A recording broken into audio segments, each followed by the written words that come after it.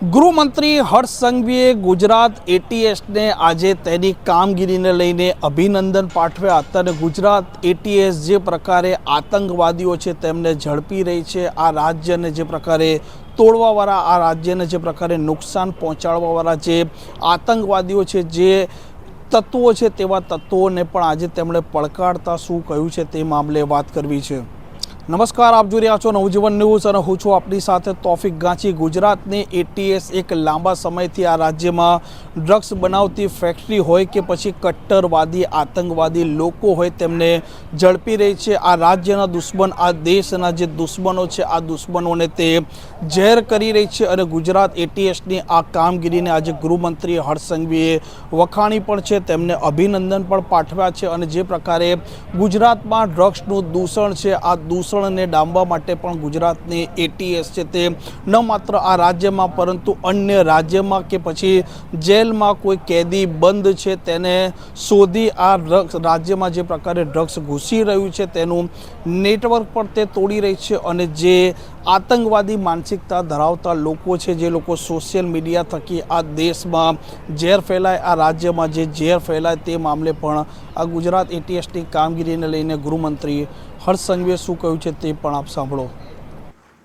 Anti terrorist squad એટલે આ 6.5 કરોડ ગુજરાતીઓનું વિશ્વાસનું સૌથી મોટું કેન્દ્ર છે અને આ એટીએસની ટીમ એ અભિનંદનના પાત્ર કેના માટે છે? કેના માટે ઉપમુખ્યમંત્રી અભિનંદન બી આપે છે અને રાજ્યના નાગરિક તરીકે આભાર બી માને છે, તે સમજવું હોય તો એના માટે કલાકો જોઈએ। એક નાની સ્પીચની અંદર એટીએસની કામગીરીને બિરદાવવા માટે મારી પાસે જેટલો સમય છે એટલામાં હું એમને ન્યાય ના આપી શકું તેવું હું 100% માનું છું। સામાન્ય રીતે સામાન્ય નાગરિકોના મનમાં એટીએસ એટલે શું? એન્ટી ટેરરિસ્ટ સ્ક્વોડ એ માત્ર કોઈ આતંકવાદી હુમલો કરે ત્યારે જાગનારી ફોર્સનું નામ એટીએસ નથી। એટીએસ એટલે 24 કલાક 365 દિવસ રાજ્યના પ્રત્યેક નાગરિકો સુરક્ષિત રહે, કોઈ દુશ્મનો આપણા રાજ્યો પર હુમલો ના કરી શકે તે માટે નિરંતર કામ કરતી ફોર્સ, એનું નામ એટીએસ છે। એટીએસ એટલે ગોળીઓનો માત્ર સામનો કરવા વાળી ફોર્સનું નામ નથી। એટીએસ એ આવનારા 2-5 વર્ષ પછી આપણા રાજ્યએ કઈ દિશામાં ટેરરિઝમની સામનો કરી શકે તે માટેની તૈયારીઓ માટે આજથી 5-10 વર્ષ પછી શું કરવાનું છે તેની તૈયારીઓ કરતી ફોર્સનું નામ એટીએસ છે।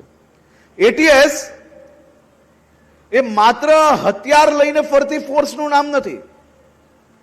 એટીએસની ટીમ પર મને ગર્વ કેના માટે ના હોય? કેના માટે જાહેરમાં હું મારી આ ફોર્સને અભિનંદન ના આપું? એના એક કારણ બી એ ગુજરાતની જનતા કે ગુજરાતની મીડિયા હોય કે ગુજરાતનું તંત્ર હોય એ કોઈ બી સામને ના લાવી શકે, તે મારી ફોર્સનું નામ છે એટીએસ।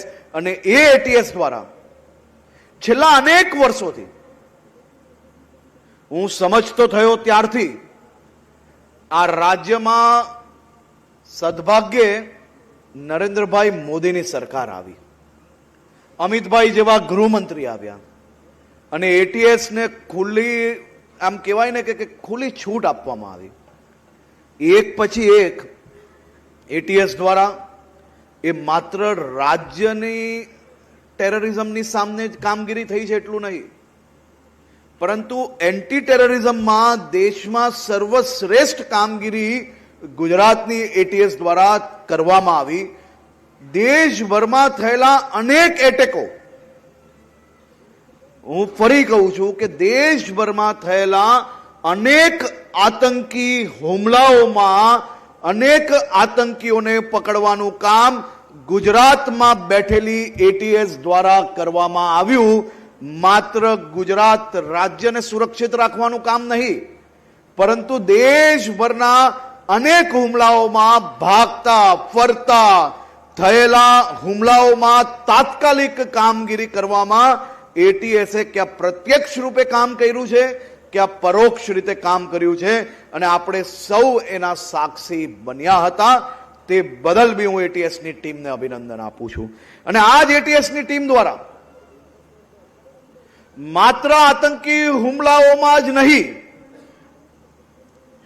પરંતુ આપણા દેશના યુવાનો જે દેશનું ભવિષ્ય બની શકે અને એવા યુવાનોને અનેક આતંકી સંગઠનો જોડે જોડાયેલા લોકો દ્વારા મારા દેશના, મારા રાજ્યના યુવાનોને કટ્ટરપંથી બનાવવાનો પ્રયાસ કરવામાં આવ્યો. હેવીલી રેડિકલાઇઝેશન જોડે આ ભણેલા ગણેલા તો ખરી, દેશની અનેક યોજનાઓનો લાભ લઈને ડિગ્રીઓ જરૂરથી પ્રાપ્ત કરી, પરંતુ દેશની યોજનાઓનો લાભ લઈને જે ડિગ્રી મળી તે દેશના લોકોની સેવામાં નહીં, પરંતુ દેશના ભાગલાઓ કરવા માટે અનેક રીતે ઓનલાઈન, સાયબરના માધ્યમથી, સોશિયલ મીડિયાના માધ્યમથી, અલગ અલગ માધ્યમોથી દેશના યુવાનોને ભડકાવવાની કોશિશ કરનાર આતંકી સંગઠનો જોડે મળીને કામ કરતા આવા લોકોને પકડવાની બી કામગીરી આપણી ગુજરાત એટીએસ દ્વારા કરવામાં આવી. અને આ જ એટીએસ દ્વારા